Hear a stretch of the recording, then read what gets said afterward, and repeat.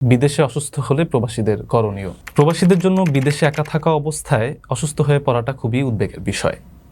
তবে এই সময় আতঙ্কিত না হয়ে সঠিক পদক্ষেপ গ্রহণ করাটা খুবই জরুরি। মনে রাখবেন, আপনার স্বাস্থ্যই আপনার জন্য সবচেয়ে বড় সম্পদ। তাই অসুস্থ হলে কি করবেন সে বিষয়ে কিছু জরুরি পরামর্শ দেওয়া যেতে পারে। 1.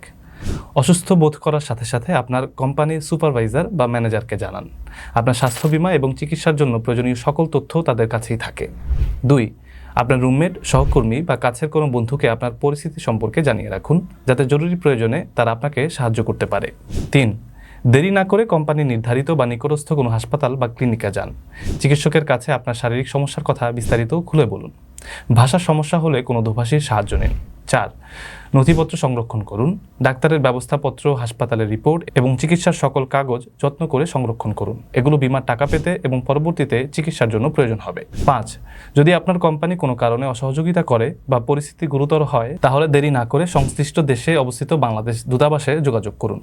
দূতাবাসের হটলাইন নম্বরটি সবসময় আপনার ফোনে সেভ করে রাখুন। 6. দেশে থাকা আপনার পরিবারকে নিজের অবস্থা সম্পর্কে জানান, তবে তাদের অহেতুক আতঙ্কিত না করে শান্তভাবে সবকিছু খুলে বলুন। মনে রাখবেন, সঠিক সময়ে সঠিক পদক্ষেপ আপনার দ্রুত আরোগ্য নিশ্চিত করতে পারে।